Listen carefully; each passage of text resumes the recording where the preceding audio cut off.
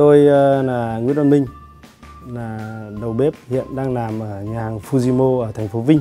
Và món hôm nay tôi giới thiệu và hướng dẫn cho các bạn làm đó cũng là cái món tên của nó là thịt bò bít tết Fuji. Thì thành phần của nó là gồm có một miếng bò bít tết Fuji 200 đến 220 g.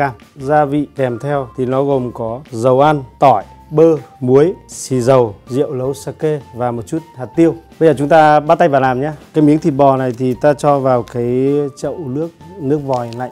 Đợi cái thời gian, nếu như là mùa hè thì chỉ chừng khoảng 3 phút, nhưng nếu mùa đông thì có thể lên đến 5 phút đồng hồ. Sau đó thì ta lấy ra thì ta thấm lại để cho cái nước nó khô hết, miếng thịt bò nó không còn bị dính nước nữa. Cái nhiệt độ mà nấu lúc này thì nó vào chừng khoảng độ 150-160 độ của cái chảo, khoảng chừng 25 ml dầu ăn vào cho một miếng thịt bò này. Mình rắc một chút xíu muối xuống cái chảo. Với thời gian chừng khoảng 2 phút 30 giây.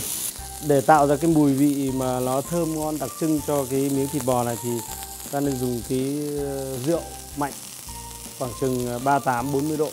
Ta đốt nó lên.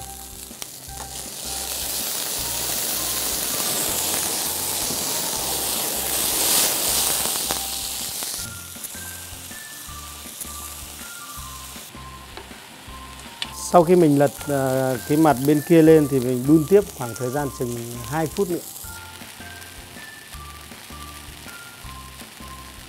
Mình nhìn ở bên trong thì cái miếng thịt bò là nó còn hơi màu lòng đào như này là rất là vừa.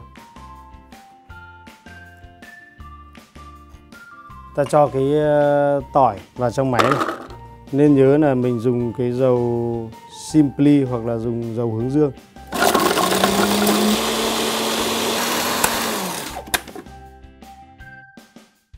Trước tiên là ta cho cái lượng bơ vào. Sau đó thì ta cho đến cái tỏi. Tỏi vừa chín vàng thơm, xì dầu. Sau đó là đến rượu sake.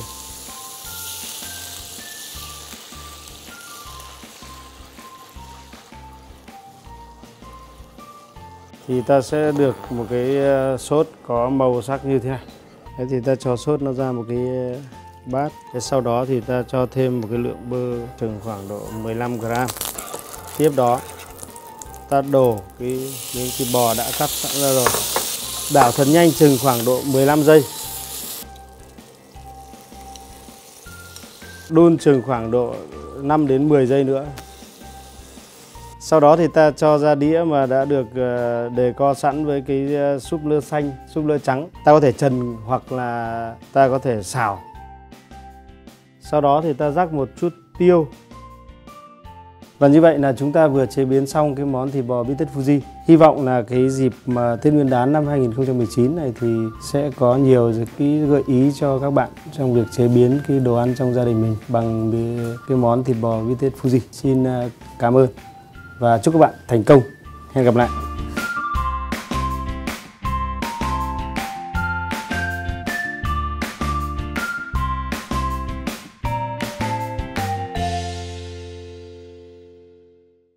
Feedy, ứng dụng học nấu ăn được ưa chuộng nhất Việt Nam. Nhiều gợi ý công thức nấu ăn nhất, hướng dẫn chi tiết nhất, dễ dàng chia sẻ nhất. Xin chào các bạn, tôi tên là Nguyễn Ngọc Trung, bếp trưởng nhà hàng Media Garden ở quầy có đức chính. Hôm nay các bạn đến với nhà hàng, tôi giới thiệu với các bạn về món ăn bò bít tết sau Tây. Và ngay bây giờ tôi sẽ hướng dẫn các bạn về món ăn này.